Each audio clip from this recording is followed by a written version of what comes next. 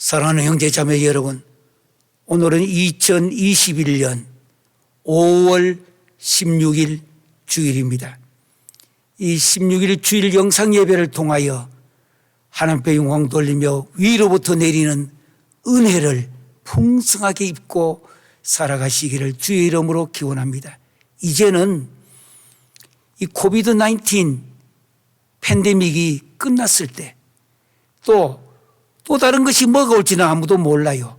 그런데 지금 현재에 우리가 다시 한번 이 코로나19을 이후에 우리가 어떻게 신앙생활을 할 것인가, 물론 지금도 미래도 똑같습니다만은 오늘부터 시작하여 우리는 그 유명한 The Sermon on the Mount, The Sermon on the Mount 산상 수훈을 이제 시작하려고 합니다.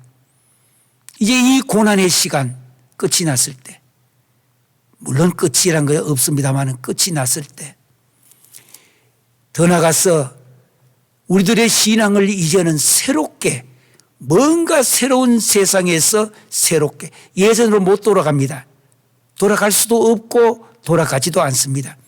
이제 정말 신앙생활을 어떻게 해야 될 것인가, 성경에서 구약율법 전체를 완성하며 신약에 이제 산상수훈을 통하여 마태복음 5장, 6장, 7장 이 세 장을 통하여 새로운 세상에서 어떻게 신앙생활을 해야 될 것인지 구약 전체를 완성하면서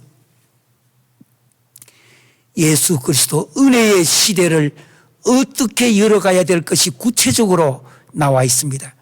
우리 이것을 위하여 먼 여행을 떠날 것입니다. 그러기 위하여 산상수훈 마태복음 5장, 6장, 7장 이 시대에 유능한 사람, 유명한 분들은 다 예수 안 믿는 사람도 마태복음 5장, 6장, 7장 산상수훈은 묵상했다고 기록을 남기고 있습니다. 우리는 그것을 바라보면서 오늘부터 시작되는 산상수훈에 큰 은혜를 받으시고 새로운 세상에서 어떻게 살 것인가 해답을 얻으시기를 성령의 도우심을 받고 말씀의 능력에 따라 큰 시간 되시기를 주의 이름으로 기원합니다. 다 함께 사도신경으로 신앙 고백하도록 하시겠습니다. 나는 전능하신 아버지 하나님 천지의 창조주를 믿습니다. 나는 그의 유일하신 아들 우리 주 예수 그리스도를 믿습니다. 그는 성령으로 잉태되어 동정녀 마리아에게 나시고 본디오 빌라도에게 고난을 받아 십자가에 못 박혀 죽으시고 장사된 지 사흘 만에 죽은 자 가운데서 다시 살아나시고 하늘에 오르시어 전능하신 아버지 하나님 우편에 앉아 계시다가 거기로부터 살아있는 자와 죽은 자를 심판하러 오십니다. 나는 성령을 믿으며 거룩한 공교회와 성도의 교제와 죄를 용서받는 것과 몸의 부활과 영생을 믿습니다. 아멘. 찬송가 이 영상 예배를 통하여 하나님께 영광 돌리기를 원합니다. 인처소에서, 미국이든 각 나라에서 있는 처소마다 선교지에서 신학교에서 같이 불러 올리겠습니다. 찬송가 95장 나의 기쁨 나의 소망 되시며.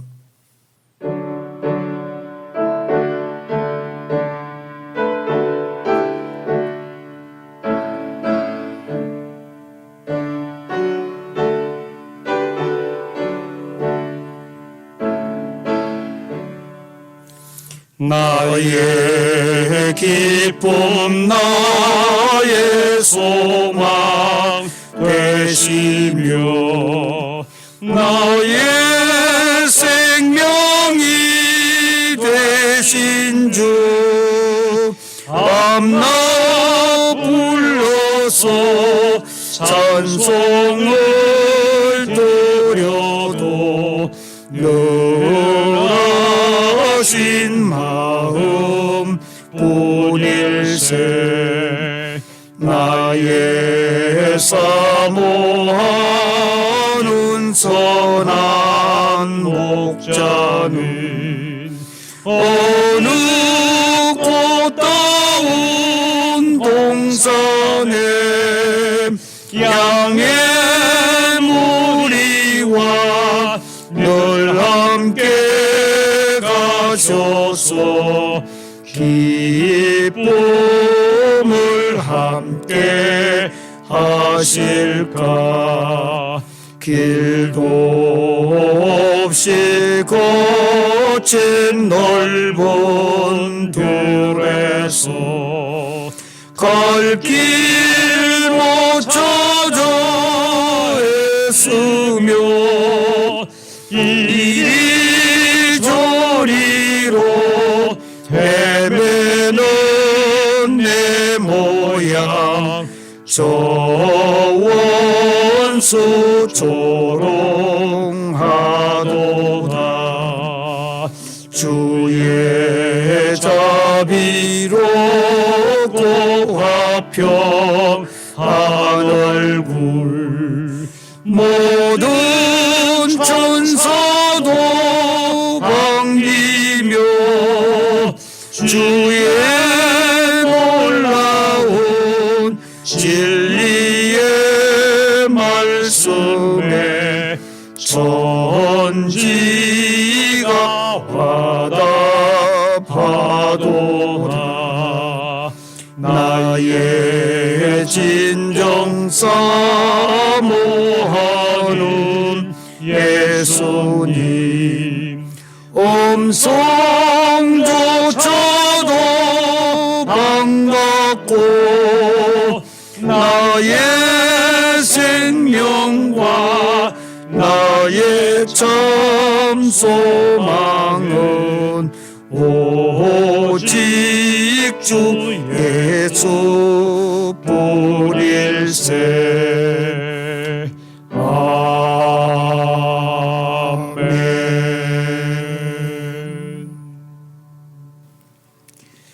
오늘부터 우리는 긴 여행을 떠납니다. 코비드-19 팬데믹이 이제 곧 끝을 내다보면서 새로운 세상에 어떻게 살아야 할 것인가. 신천신지 하면은 이단이 워낙 그곳에서 많이 나왔고 또 그곳에서 많이 이야기되고 있습니다. 그러나 사용하기 위하여 새로운 세상 어떻게 우리가 살아가야 할 것인가. 오늘은 마태복음 5장 1절 2절까지 2절입니다. 다 함께 성경을 펼쳐서 긴 여행을 떠납니다. 마태복음 5장 6장 7장 바로 이 신천지에서 새로운 세상에서 하나님의 백성은 어떻게 살아야 할 것인가. 주님의 제자들은 어떻게 살아야 될 것인가. disciples, 이 디사이플이 어떻게 살아가야 될 것인가. 어려운 말로 마테테스라고 마테테스 제자들입니다. 제자들이 어떻게 살아가야 될 것인가. 성도들은 어떻게 살아야 될 것인가. 천국 이 백성들이 살아가야 될 모든 방법들과 내용들이 이 마태복음 5장 6장 7장 안에 있기 때문입니다. 먼저 1절 2절 읽겠습니다. 예수께서 무리를 보시고 산에 올라가 앉으시니 그래서 산 위에 올라갔다. 산상 매산자 윗산자 써서 산 위에 올라가셨다. 그래서 산상 수훈 또는 산상 보훈이라고 부릅니다. The Sermon on the Mount. The Sermon on the Mount. 앉으시니 제자들이 나아온지라. 디사이플입니다. 제자들이 나온지라. 우리가 어떻게 살아야 될 것인가 방법을 지금부터 가르쳐주고 계십니다. 새로운 세상에서 살아가는 방법이에요. 입을 열어 가르쳐 이르시되. 기독교는 말씀의 종교입니다. 기독교는 입을 여는 종교입니다. 어디 가든지 간에 하나님의 백성들은 입을 열어. 세상을 위한 거 아닙니다. 하나님의 영광을 위하여, 하나님의 나라 위하여 입을 열어. 제자 마테테스 마테테스, 영어로는 디사이플입니다. 이 디사이플, 마테테스라는 이 말 시작하면서 기억을 해 두시기를 바랍니다. 입을 열어. 입이란 말이 스토마라고 하는데 스토마. 기독교는 입을 열어야 합니다. 뭐 침묵은 금이다. 예, 그건 그럴 때가 있습니다. 그러나 기독교는 입을 여는 종교입니다. 말씀이 선포되어야 되기 때문입니다. 이 신약에 보면은 입을 열었다. 이게 500번이나 나오는 단어입니다. 여기 나오는 스토마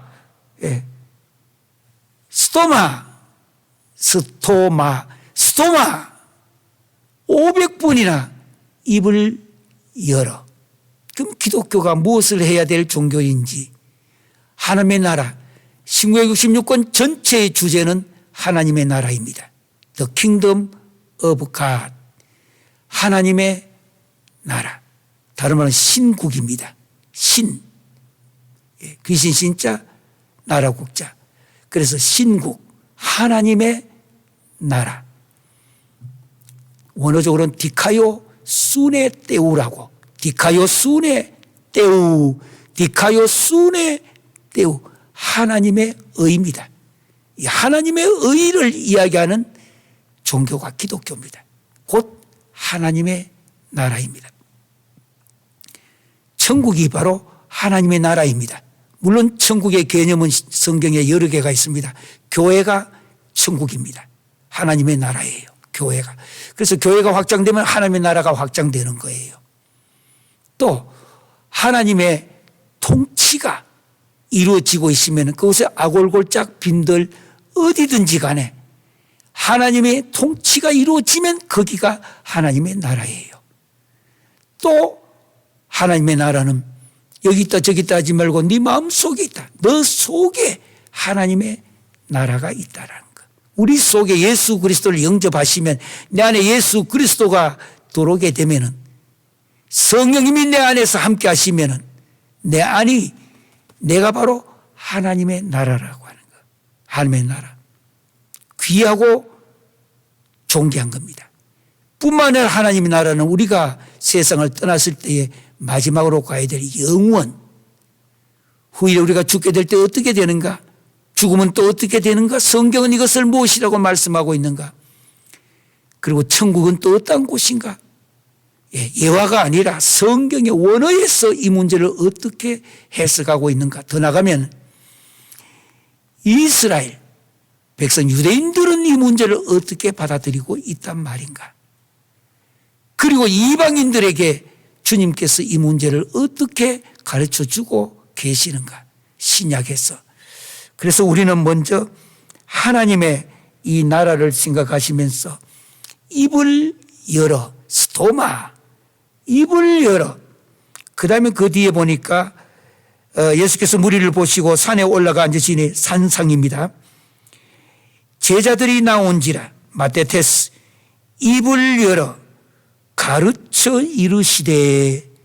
여기 가르쳐라는 말이 나옵니다. 가르친다.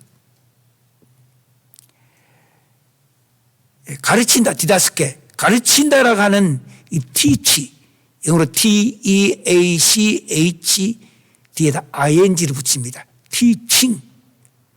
예수님이 이 땅에서 하신 3대 사역은 마태복음, 마가복음에 나옵니다. 3가지 사역이 주님이 이 땅에 오셔서 하신 사역, 미니스트리 사역입니다. 우리도 주님 따라간다는 말이, 사도 바울도 주님을 본을 받아서 갔던 사도 바울도 했던 사역이 이 3가지입니다. 크게 원어적으로 3가지. 첫째, 티칭, 가르침의 사역입니다. 은사 중에서 제일 큰 은사는 가르침의 은사입니다. 사랑 아닙니다. 공의도 아닙니다. 이건 하나님의 특성입니다. 가장 큰 사역은, 가르치는 은사는 가르침의 은사입니다. 목회자 될 때 기름 부음을 머리에 할 때에, 오대인 할 때에, 내가 바로 안수를 받을 때에 하나님께서 가르침의 은사를 주십니다. 나는 잘 못 가르친대요. 그분은 그런 목사가 돼서 안 됩니다. 하나님께서 주신다 이 말은 성경에 돼 있는 거예요. 그러니까 가장 큰 은사, 내가 노력을 너무 안 했기 때문이에요. 하나님께서 나에게 주신 이 은사를 개발하고 개발할수록 더 빛이 나고 더 큰 은사를 주십니다. 그 중에서 첫 번째가 teaching, teach에다 ing 붙입니다. 가르침의 그 사역입니다. 두 번째 주님께서 하신 사역이 무엇인가? preaching, preaching, P-R-E-A-C-H, ing 붙입니다. P-R-E-A-C-H, ing, preaching. 이 preaching, 그러니까 말씀을 전파하시는 것. 마태복음 10장 35절부터 나옵니다. 예수께서 모든 도시와 마을에 두루 다니사 그들의 회당에서 첫 번째가 가르치시며 teaching, 계속 가르치시는 사역이 첫 번째입니다. 두 번째는 천국 복음을 전파하시며, 천국 복음을 전파하셨다. 복음은 기쁜 소식이라는 뜻입니다. 가스펠, 가스펠은 두 가지 뜻이 있습니다. 가스펠, ABCD라는 가스펠이라는 뜻도 있고, 가스펠은 갓 스토리, 이야기라는 뜻도 있습니다. 가스펠, 하나님의 이야기. 창세기부터 요한계시록까지 주어진 하나님께서 우리에게 계시하여, 계시란 말의 뜻은 레벨라티오, 레벨라티오는 벗긴다라는 뜻입니다. 내가 이 마스크를 입에 꼈습니다. 이것은 지금 나를 덮고 있습니다. 커버드, 덮여진 이것을 계시란 말이 레벨레이션, 다른 말 영어로 레벨레이션인데 원어는 레벨라티오, 이걸 벗긴다라는 뜻입니다. 벗겨보니까 우리 얼굴이 이렇게 생겼네요. 간장, 된장 뚜껑 덮어놓은 거를 벗겨보니까 레벨라티오, 벗긴다, 벗긴다. 앞에 따옴표 넣고 벗긴다, 뒤에 따옴표 닫으면 이게 계시란 말의 원의 뜻이다. 벗긴다. 써놨던 거를 벗긴다. 이렇게 벗긴다. 예. 그게 계시라는 뜻입니다. 천국 복음을 하나님께서 우리들에게 계시하여 주신 거, 1500여 년에 걸쳐서 약 한 50여 명의 성경 기자들을 통하여 하나님께서 누구신지, 무엇을 원하시는지, 앞으로 어떻게 시작하여 과정과 끝을 어떻게 종결할 것인지 벗겨주셔서 기록해 주신 것, 우리 성경이 하나님의 계시입니다. 다시 되풀이합니다. 성경 말씀이 하나님의 계시입니다. 성경 말씀은 하나님의 계시로서 완성되셨습니다. 이 계시, 뚜껑을 열어보니까 이거네, 저거네. 1500년에 걸쳐서 하나님께서 계시해 주셨습니다. 레벨라티오, 레벨라티오. 집에 간장, 된장 그 있는 밖에 있는 거 뚜껑 생각하셨다가 열어보니까 이거네. 예, 벗긴다. 이게 계시란 말의 뜻입니다. 천국 복음을 전파하시며, 두 번째 예수님께서 하신 것이 프리칭입니다. 프리칭, 예, 전파하신다. 그것도 ing 붙었습니다. teach도 ing, teach가 아니고 teaching. 원어적으로 마태복음 마지막에 보면 가르치시며 할 때에 전체가 ing 붙었습니다. 계속 teaching. 두 번째는 preach가 아니고 preaching 분사형입니다. 계속 전파하시며, 세 번째는 모든 병과 모든 약한 것을 고치시더라. 힐 아니고 힐링. 마태복음 28장 마지막에 모든 족속으로 제자를 삼아 모든 족속으로 제자를 삼아. 그 제자를 삼아라는 말만 명령형입니다. 가르치시며 전파하시며 고치시며. 그러니까 제일 먼저였던 teach가 아니고 teaching ing 계속 분사형입니다. 왜 가르치는가? 제자 삼아라. 마태복음 28장 마지막에 대위 명령은 한 개입니다. 다른 거 아니고 제자 삼으라. make disciples입니다. 제자 삼아라. 이게 명령형입니다. 이게 바로 마지막 주님이 남겨주신 대위 명령은 제자 삼으라. 그걸 함기 위해서 어떻게 하느냐? 첫 번째 바로 teach가 아니고 teaching 계속 분사형 가르쳐라. 왜 가르치고 말라고? 제자 삼으려고. 기억하세요. 가르치는 것이 목적이 아닙니다. 제자 삼는 게가 주님이 마지막 남겨주신 유언입니다. 제자 삼으라. 마테테스 제자 삼으라. 그리고 두 번째는 프리칭 ing 붙었습니다. 내가 안 잊어버리려고 이렇게 해야 되는 겁니다. teaching ing 분사형입니다. 계속. 왜? 제자 삼으려고. 두 번째는 프리칭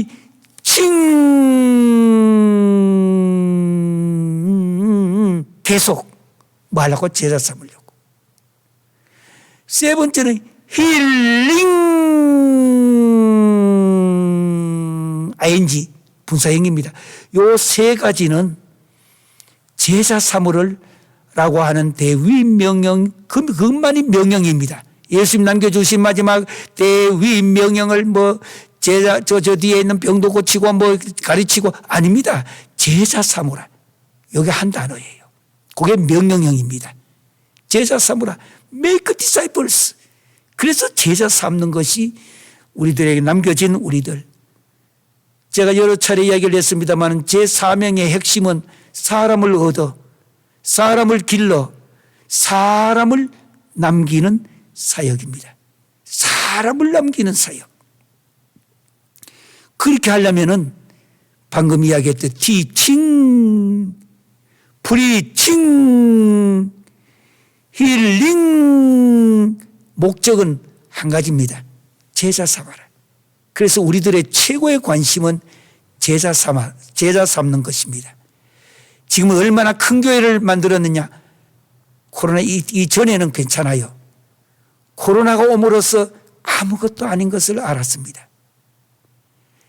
크다, 얼마 모였다, 집회만 하면은 몇천 명, 몇만 명을 모였느냐, 몇십만을 모였느냐, 백만이 모였느냐, 교회는 얼마나 크냐 물어보면 당신의 교회는 몇 명이나 모입니까? 그 얼마나 크냐? 우리들 흔히 물을 때 제일 많이 썼던 내용들입니다. 그러나 코로나가 오니까 인베인 헛된 거라는 거. nothing 아무것도 아니구나라는 거. 인간이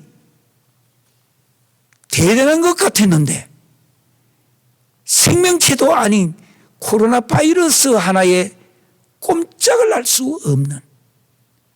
그래서 미국에도 200만 명 이상이 코로나로 죽었습니다. 수많은 선교사들과 목회자들도 세상을 떠났습니다. 아무것도 아니구나라는 거. 그래서 코로나 19 이 팬데믹 이후에는 신앙생활이 달라져야 됩니다. 하나님께서 원하신 내용입니다. 어떻게 달라지는가? 산상수훈을 끝낼 때쯤 되면 이렇게 살아야 된다고 하는 것. 그래서 오늘 본문에 보니까 예수께서 무리를 보시고 산에 올라가 앉으시니 제자들이 나온지라 입을 열어 가르쳐 이르시되. 마태복음 5장에서 7장까지는 그 유명한 산상수훈입니다. The Sermon on the Mount라고. 물론 이거는 한 번에 앉아가지고 이야기하고 한 번에 다 기록된 내용들은 아닙니다. 마태복음에 수록된 5개의 강화가 있는데 그 5대 강화 중에 첫 번째 강화가 바로 산상수훈 마태복음 5장, 6장, 7장에 대한 내용입니다. 역사적으로 신학적으로는 다양한 해석이 존재하고 있는 것도 사실입니다. 그건 신학자들의 이야기예요. 우리는 학적으로 어떠하냐 중요는 하지만 절대적으로 중요한 하나님의 의도가 무엇이냐, God's desire. 이 용어를 꼭 기억해 두세요. God's, God하고 아포스톨피 찍고 S, God's desire, D-E-S-I-R-E. God's desire, God's desire. 하나님의 의도가 무엇이냐? 우린 성경을 읽으실 때나 말씀을 들으실 때나 바이블 스터디 할 때나 할 말씀 대할 때마다 이 구절을 볼 때마다 이 속에 하나님의 의도가 무엇이냐? 조금 더 깊게 들어가면 하나님의 목적은 무엇인가? God's purpose. 하나님의 계획은 무엇인가? God's plan. 하나님의 뜻은 무엇인가? God's will. 묶어서 하나님의 의도가 무엇이냐? 지금부터 이 산상수훈을 대할 때마다 성경 구절을 이제 가면서는 원어까지 포함하여서 긴 여행을 떠날 것입니다. 이 마태복음 5장, 6장, 7장 산상수훈에서 하나님의 의도가 무엇인가?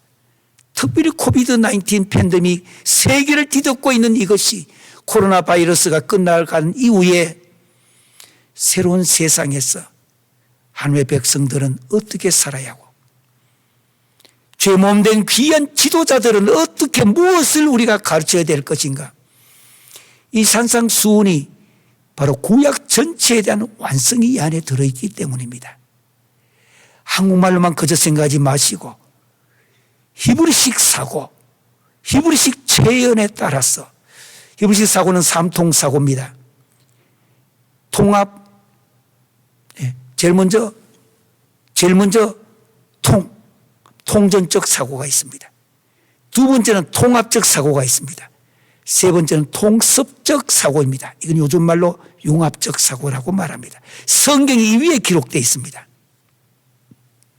언어가 고대 근동사회에 있었던 언어의 본래의 밑바탕에 있는 내용들입니다.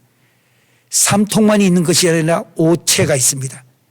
5가지 체연이 있는데 5가지로 성경 언어가 표현되고 있습니다. 체연하는 거예요. 신학교에서 배우는 히브리어나 헬라어, 라틴어, 코인의 그릭 초대교회에 있었던 코인의 이 그릭 그 문법적인 것을 넘어선 이야기입니다. 그래서 이 삼통 사고와 5개 체연 이것을 우리는 생각하시면서 신학적인 입장은 역사적으로 학자들 사이에 다양한 해석도 있는 것도 사실입니다. 그러나 일치하고 있는 내용은 이 내용의 분석보다 앞선 산상수훈은 주님이 이 땅에 오셨던 초림의 주님은 구원하시기 위해 오셨습니다. 주님이 이 땅에 다시 오시는 재림입니다.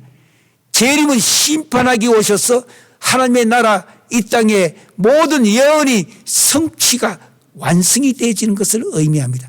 초림과 오셨던 것과 다시 재림에 대한 이 사이에 초림과 재림 사이에 기독교인들은 성도들은 또 기독교 지도자들은 어떻게 살아야 될 것인가? 어떻게 성경 전체의 주제인 하나님의 나라를 위해 어떻게 살아야 될 것인가? 어떻게 살아가야 될 방법 전체가 이 안에 5, 6, 7장에 다 들어있기 때문입니다. 그렇기 때문에 산상수훈은 대단히 중요한 내용입니다. 특히 요즘같이 코비드-19 팬데믹 이것이 끝나고 나면 우리가 어떻게 살아야 할 것인가? 하나님의 나라, 다른 말로 천국이 이 땅에 오는 것, 천국의 도래, 천국이 이 땅에 오는 것, 신학적으로는 이미 와 아직이라는 단어로 사용합니다. 신학적으로는 이미 already 천국은 이미 왔습니다. 천국이 왔다는 거, 이 땅에. 예. already, not yet. 아직은 아니다. 예. 여기 신학적으로 아주 묘미가 이상하죠. 이미 아직. 이미 아직. already, not yet. already, not yet. 신학적으로는 이렇게 신학자들이 요약을 해 두었습니다. 그러니까 천국은 마가복음도 마찬가지입니다. 성경에 보시면은 천국이 여기 있다 저기 있다 할 것이 아니고 예수님이 이 땅에 오셨을 때 이야기합니다. 천국은 회개하라. 천국이 가까이 왔다. 천국이 가까이 왔다고 할 때에 회개하라. 이때에 천국, The Kingdom of God, 하나님의 나라, 곧 지저스 크라이스트 예수 그리스도입니다. At your hand, at at입니다. your hand 손이에요. 네가 손만 딱 펴면 잡을 수 있는 거. 가까이 왔다라는 단어입니다. 천국이 바로 여기 가까이 왔다. 손만 펴면 잡을 수 있다. 예수님이 이 땅에 오신 거 그 자체가 예수 그리스도가 천국이라 이 뜻입니다. 그가 몸주고 피주고 세우신 교회가 천국이요. 그가 지배하고 있는 이 세상, 통치하고 있는 세상이 천국이요. 마음속에 예수 그리스도가 있으면 그게 또한 천국이요. 죽고 난 뒤에 마지막 가야 될 영원 속에 들어가 그게 천국의 성경에서 말하고 있는 천국이라는 바실레야, 때우 하나님의 나라, 오늘도 바실레야 왕국입니다. 때우는 하나님의, 그래서 바실레야 때우 하면 하나님의 나라. 웃으면서 천국이 어떤 곳이냐, 좀 부지런한 사람 들어간다고, 바실바실 그린 사람 들어간다고, 바실레야 때우 하면은 하나님의 나라가 되어지는 것입니다. 이 하나님의 나라가, 예, 그러니까 예수 그리스도의 초림으로 천국은 이미 세상에 임하였다고 하는 것. 예, 임하였고 또 회개하고 복음을 영접한 이들은 우리가 천국 시민이 되어진 겁니다. 내 안에 천국이 들어왔기 때문에, 천국 시민이 되어졌기 때문에 마태복음 5장 6장 7장 바로 여기서 말하는 산상수는 천국 시민이 어떻게 살아가야 될 것인가. 천국은 이미 임하였으나 그 완성은 역사의 종말에 갔어야 온전히 이루어집니다. 예수 그리스도가 이 땅에 다시 오신 Jesus is coming again. 파루시아, 재림입니다. 파루시아, 파루시아. 잊어버리면 아카시아 필 때에 파루시아 하면서 오, 주님의 재림이구나. 이 파루시아, 역사의 종말에 그 완성이 이루어집니다. 그래서 already, not yet라는 말을 사용하는 것입니다.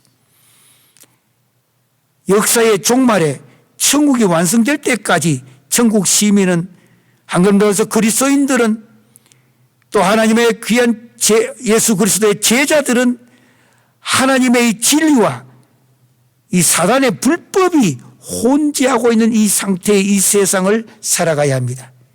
혼합된 세상에 살아갈 수밖에 없습니다. 성경이 있기 때문입니다. 산상수훈이 이렇게 천국을 현재적으로 이미 맛보고 누리고 종말에 그것을 완성을 소망하며 이미와 아직 요 사이에 긴장 속에서 날마다 살아가는 것이 성도들의 삶이 되어집니다. 그러니까 새로운 시대에, 이 코로나 시대가 끝이 나면은 새로운 시대, 옛날로 돌아가지 않습니다. 완전히 다른 세상에서 앞으로 살아갈 것입니다. 정치적으로, 사회적으로, 경제적으로 우리 모든 세상이 옛날 우리가 살았던 세상과는 지금 이미 엄청스럽게 많이 달라졌습니다. 이제는 대면이 아니라 비대면이 더 발전하고, 이제는 핸드폰과 셀룰라폰과 더 나가서 IT 쪽에서 의존해가지고, 예, 사업을 하시는 분들도 이런 것을 염두에 두고, 미국에는 근래에 가장 사업이 잘 되는 거 뭐냐, 미국에서 무슨 뭐 음식이나 마켓이나 여러 가지 뭔가 이게 전에같이 내가 다니면서 사고 뭐 가지고 오고 이런 것이 아니라 구글 같은 데서 보면은 음식도 이제는 집까지 배달까지 다 해주는, 마켓까지 다 봐주는, 이게 코로나 19 이 바이러스 시대의 다음입니다. 이미 왔습니다. 벌써.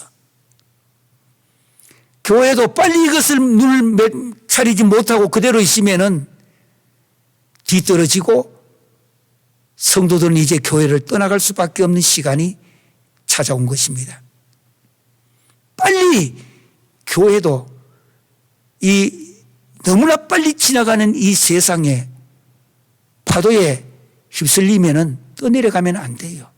교회는 적어도 이 세상에 앞에 서서 세상과 함께 그들을 위하여 세상 속에서 그들과 함께 먼저 한 걸음 가야 되는 것이 교회입니다. 그런 까닭에 이 시대에 가만히 있다가 파도에 다 떠내려가고 난 뒤에 그때 가서 이제 어떻게 해보자. 이미 다 지나가 버립니다. 이미 지나간 세상에서 안 돼요. 그래서 우리들은 산상수훈을 통하여 다시 한번 이 세상에서 우리가 어떻게 살아야 될 것인가. 예수님이 친히 입을 열어 가르쳐서 주시는 내용이 이 산상수훈입니다. 그래서 더욱더 중요한 것은 산상수훈은 믿지 않는 불신자들을 위한 거라기보다가 믿는 자들에 대한 문제가 더 강력합니다. 구원받은 사람이, 그래서 이 산상수훈은 구원론에 대한 문제가 아니다 이 뜻입니다. 엄격하게 말하면 산상수훈은 구원받은 자들이 어떻게 살아야 할 것인가. 어떤 사람은 산상수훈을 가르쳐서 행위구원에 맞춰가지고 아닙니다. 이 본문의 대상은 이미 구원받은 사람, 그 중에도 오늘은 예수의 제자들이 나온지라 마태테스에 포커스가 맞춰져 있습니다. 물론 우리 성도들의 의미도 하는 것입니다. 처음에 시작할 때 이야기했습니다. 이 산상수훈은 예수 그리스도가 한 시기에 한꺼번에 주신 것이 아닙니다. 마치 그리스도께서 산에 올라가 앉으시니까 산상에 앉으니까 제자들이 나오는 어느 한 시기에 산상수훈을 다 주어서 제자들이 다 적어가지고 기록된 것이 아니라고 하는 것. 이 산상수훈은 예수 그리스도의 이 사역 속에 그것도 1차 갈릴리 사역입니다. 갈릴리 사역은 AD 27년, 28년 경에 여러 번에 걸쳐서 갈릴리 지역의 이 야산에서 아주 낮은 산입니다. 여러 차례 제가 가보았는데 그 야산, 낮은 그 야산에서 그러나 둥글게 이렇게 앉으면 많은 사람들이 앉을 수가 있습니다. 여기 갈릴리 야산에서 행해진 일련의 설교들을 본서의 저자인 마태가 주제별로 5대 강화라고 했습니다. 뒤에 5개 강화가 있는데 이 주제별로 이 내용들을 엮어서 전달하고 있는 것입니다. 이 전통적인 이 설교가 행해진 산은 디베라스 쪽에 막달라 고기 남쪽입니다. 남쪽에 아주 완만한 구렁인 하틴산이라고 여겨집니다.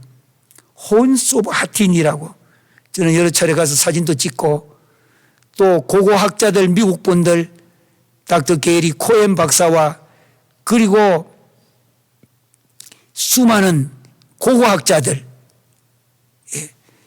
이들과 함께 가서 고고학적으로 연구도 하고 그곳에 실제 2000년 전을 되돌아 올라가서 그때 모습을 연상하면서 말씀을 토론도 하고 학자들과 했던 시간이 기억이 납니다. 오늘날 지금 여기 있던 산상수훈을 했던 이 산에는 팔복산이라고 해서 팔복을 여기서 했기 때문에 물론 팔복도 이 안에 산상수훈 안에 제일 먼저 그 앞부분에 팔복이 나옵니다. 우리 이 문제를 다음 시간도 계속하여 다룰 것입니다. 이 의미가 구약의 어느 의미인가? 구약에 대한 모든 문제가 완성되어지는데 특별히 구약의 쉐마 쉐마 본문과 더 나가서 시편은 150편까지 되어 있습니다. 이 시편 150편까지 되어 있는 이 시편 내용 5권의 책으로 되어 있습니다. 시편 150편까지 되어 있는 이 5권의 그 책, 그 내용 전체가 지금부터 요약돼서 나오게 됩니다. 이게 산상수훈이에요. 구약에 연결되어져 있고 더 나가면 쉐마 본문까지 다 모세오경까지 포함되어지는 내용입니다. 시편이 5권으로 되어 있다면 우리 성경 보시면 1권, 2권, 3권 이렇게 나옵니다. 1권은 1편에서 41편까지입니다. 1편에서 41편까지를 1권이라고 부릅니다. 왜 시편은 장의를 하지 않는가? 찬양이기 때문에. 곡조가 있는 기도기 때문에 장절이라고 쓰지 않고 편이라고 사용합니다. 시편은 1장 하면 안 돼요. 1편입니다. 전혀 원어적으로 다른 뜻이에요. 그래서 시편 전체는 150편까지 되어 있는데 그 150편까지는 5권의 책으로 되어 있습니다. 그건 우리 성경에는 5권으로 나누어져 있습니다. 왜냐하면 1권이 1편에서 41편까지인데 이 41편은 구약에는 창세기 내용입니다. 창세기 전체 내용의 생활 주석이 시편 1편부터 41편까지이기 때문에 히브리인과 유대인들은 랍비들이나 또는 랍비나 선생 중에 선생인 랍반이 가장 큰 선생을 람밤 이들이 가르칠 때에는 이 시편을 가르치는 것은 바로 모세 오경을 암송하게 만드는 내용입니다. 그 1편에서 41편까지는 전체 내용을 히브리 원어적으로 분석을 해보면 창조와 사람에 대한 문제입니다. 그래서 1편에서 41편까지는 어느 편을 읽더라도 핵심은 원어적으로 창조와 사람에 대한 결론을 지어야 합니다. 그게 원어에 그렇게 되어 있기 때문입니다. 2권입니다. 2권은 42편에서 72편까지 31편이 들어있습니다. 2권은 뭐냐? 출애굽에 대한 내용입니다. 모세 오경의 시편을 만들 때에 편집할 때에 창세기, 출애굽기, 레위기, 민수기, 신명기 모세 오경을 가지고 천년에 걸쳐서 히브리 랍비들과 제사장과 다 모든 이 사람들이 모여서 천년에 걸쳐서 이 내용을 편집하게 됩니다. 시편을. 그만큼 시편은 위대한 겁니다. 2권은 뭐냐? 해방과 구속에 대한 말씀입니다. 바로 출애굽의 내용입니다. 그래서 시편을 42편부터 72편까지 어느 내용을 읽고 분석하더라도 결론은 여기서 내려져야 합니다. 내용의 핵심이 원어가 그것이요. 출애굽을 전체를 분석해서 생활 주석으로 만들어둔 것이 바로 2권이기 때문입니다. 3권입니다. 3권은 73편에서 89편까지입니다. 이것은 3권은 레위기서에 대한 내용입니다. 레위기 전체 내용이 성소와 예배에 대한 문제입니다. 그래서 이 3권에서 우리 현재 쓰고 있는 전통적인 예배도 이걸 가지고 만들었습니다. 바로 이 3편 자체가 성소와 예배 순서까지 안에 다 있습니다. 우리가 지금 쓰고 전통적인 예배 순서는 여기에 요즘은 뭐 찬양을 강조하다 보니까 예배 순서가 많이 없어졌습니다만 전통적인 예배가 이 3권에 있는 내용입니다. 레위기서의 내용입니다. 4권은 90편에서 106편까지입니다. 17편인데 이 4권은 민수기에 대한 내용입니다. 그렇기 때문에 4권의 내용 성경 여기 있는 시편을 읽으실 때에는 어떤 내용을 읽더라도 4권은 방랑과 고난에 대한 문제입니다. 그래서 이 안에는 고난에 대한 내용이 많이 들어있습니다. 원어적으로. 실제 한국말도 똑같아요. 영어는 말할 것도 없고 킹제임스 버전도 마찬가지고 원어적으로 septuagint도 마찬가지로 5권입니다. 5권은 107편에서 150편까지 제일 많습니다만 44편이 이 안에 들어있습니다. 이 107편에서 150편은 신명기입니다. 신명기를 생활 주석해둔 내용입니다. 그래서 여러분들은 여기에 있는 시편 107편에서 150편을 어느 구절을 읽을 때도 신명기를 잊어버리면 안 됩니다. 율법과 찬양입니다. 받고 나면 율법과 축복에 대한 말씀인데요. 율법과 찬양에 대한 내용입니다. 그래서 신명기를 연구할 때도 바로 시편 109편에서 150편을 함께 연구해야 되는 것입니다. 왜냐하면 이 내용이 제가 만든 게 아니고 제가 이렇게 분석한 게 아니고 성경을 기록하여 남긴 자들이 바로 이렇게 5권으로 분석해서 남겨두었습니다. 그래서 시편 150편까지는 유대인들이 모세오경을 많이 읽는 게 아니라 시편을 암송하고 많이 읽습니다. 왜? 시편이 모세오경, 펜타투크, 오경, 다른 히브리어는 토라, 이 토라의 원어에 대한 생활 주석이기 때문입니다. 생활 주석이에요. 그래서 앞으로도 계속해서 여러분들은 시편을 많이 읽고 연구하셔야 됩니다. 이 산상수훈의 전체의 주제는 뭐냐? 의입니다. righteousness. 의예요. 의. 의란 무엇인가? 의. 하나님의 의예요. 디카요 수네 때우, 디카요 수네 때우, 디카요 수네 때우. 하나님의 의입니다. 의. 영어로는 righteousness. righteousness. 의예요. 그래가 진짜 예수님께서는 이 산상수훈을 통해서 진짜 의가 무엇인가?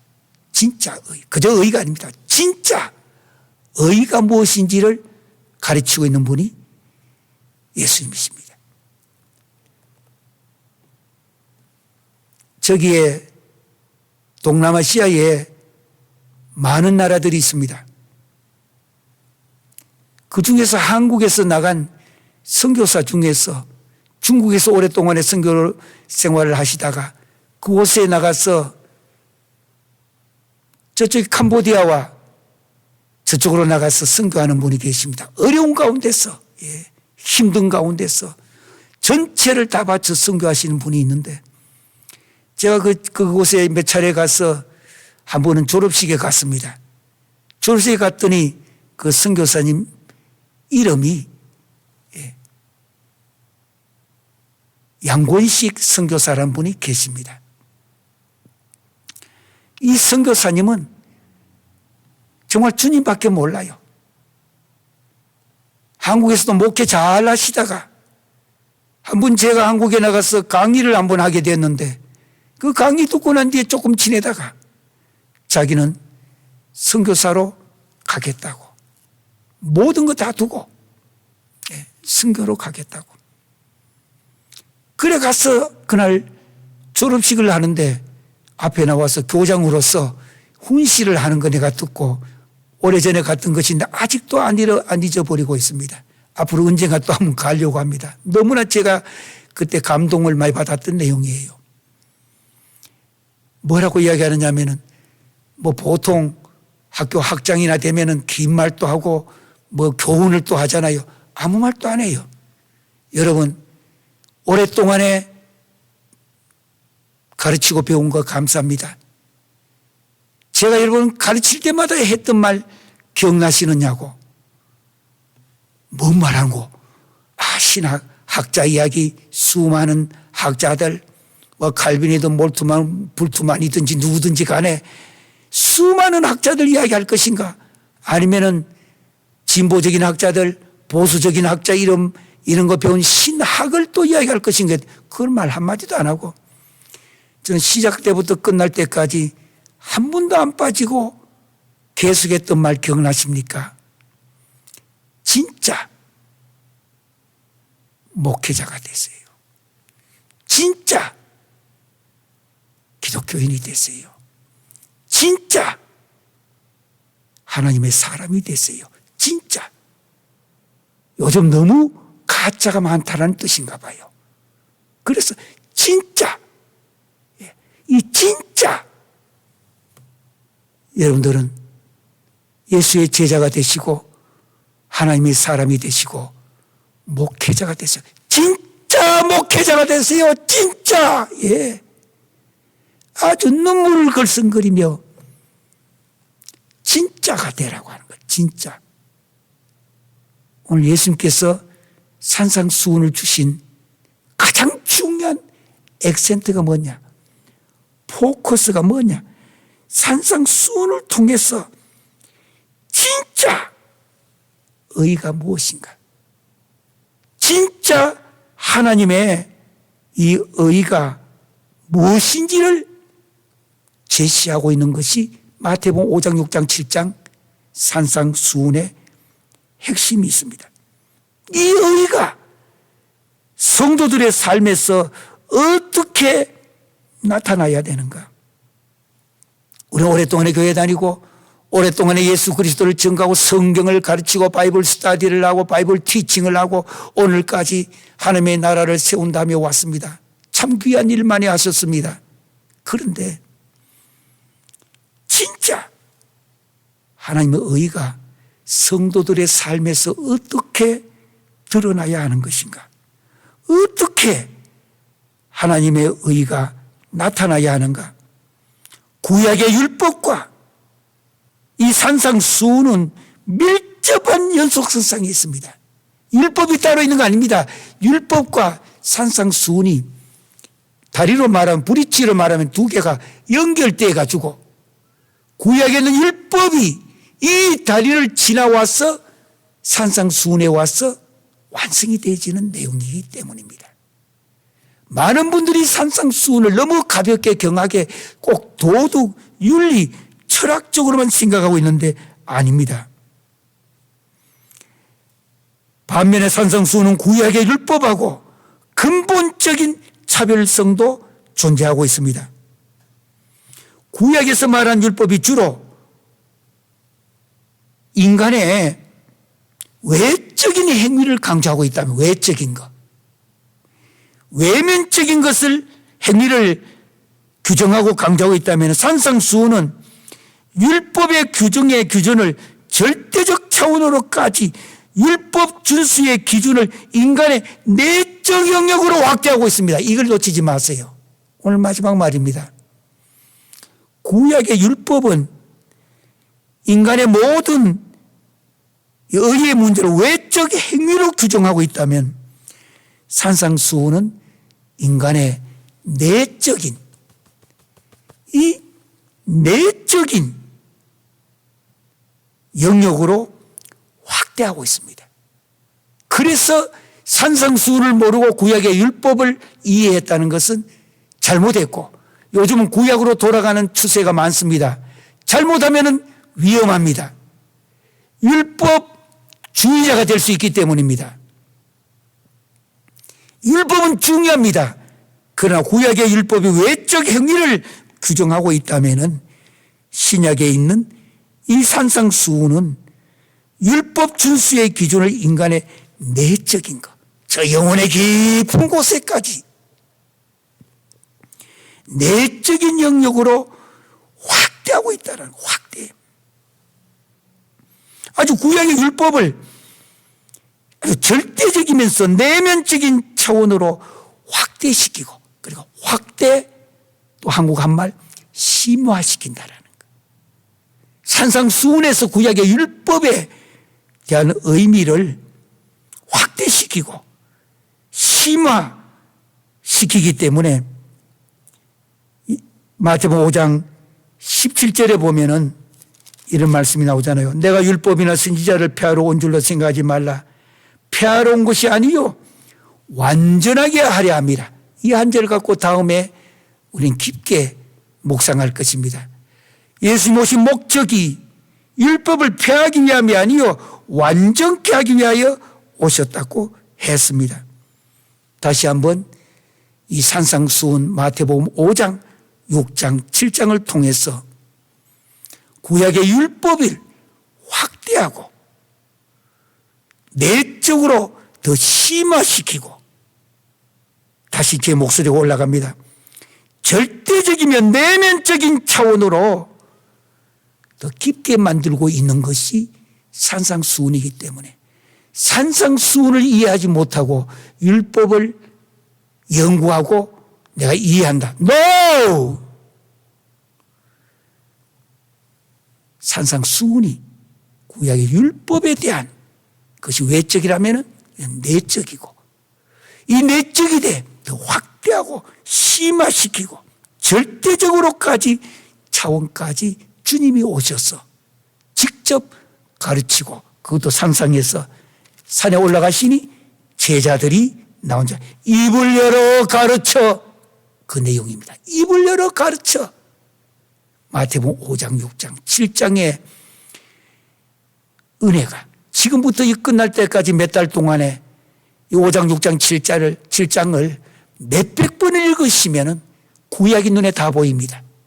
그 구약이 외적이고 이런 내면적이고 확대됐고 심화됐고 절대적인 차원까지 가고 있는 것이 주님의 이 산상 수훈에 대한 말씀입니다. The Sermon on the Mount.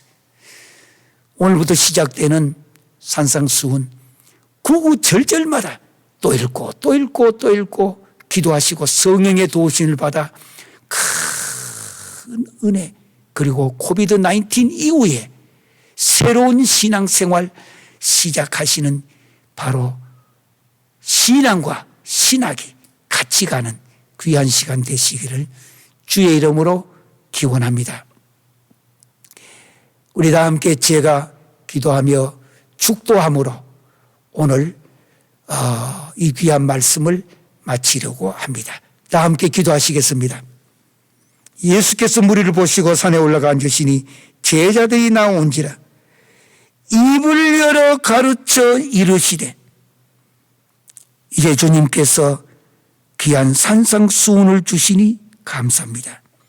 산상수훈은 구약의 율법과 밀접한 연속선상에 있다고 하였습니다. 아버지 하나님, 구약의 율법의 모든 문제가 이 산상수훈에 녹아 들어왔고 산상수훈의 예수 그리스도께서 이제 이 문제를 완성시켜 주신 은혜 감사를 드립니다. 다시 한번 이 산상수훈을 통하여서 우리가 변화되게 하시고 코비드-19 이 팬데믹이 끝나갈 때부터 앞으로 새로운 세상에 살아갈 때에 신앙의 나침판이 되게 하시고 신앙의 등대가 되게 하시고 이제 하나님께서 기뻐하시는 새로운 천국 시민이 살아가는 귀한 지도자들이 살아가는 받침판이 나침판이 되게 하여 주시옵소서. 지금은 우리 주 예수 그리스도의 은혜와 아버지 하나님의 극진하신 사랑과 성령님의 감동감화 내주 치유교통하신 역사가 하나님의 나라가 이미 already 아직 not yet 귀한 하나님의 말씀 이제 그 완성은 역사의 종말에 온전히 이루어질 것을 믿고 천국 시민이 이렇게 살아야 된다. 이 산상수훈을 배워 코비드-19이 끝나며 새로운 세상에 살아가기로 결심하는 귀한 성도들과 선교사님들과 귀한 지도자들 위해 이제부터 영원토록 함께할 지어다. 아멘.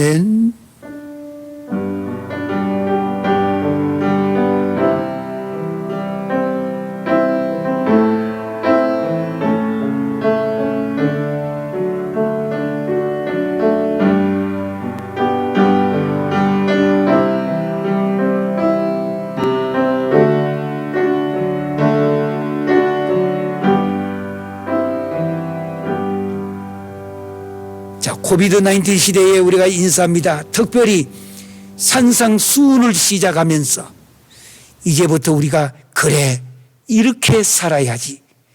한번 하나님 감사합니다. 산상수훈이 시작하는 날부터 듣게 하시니 감사합니다. 손을 밑에 깔고 토다 라바 하면은 감사합니다. 인사합니다. 인사하시겠습니다. 토다 라바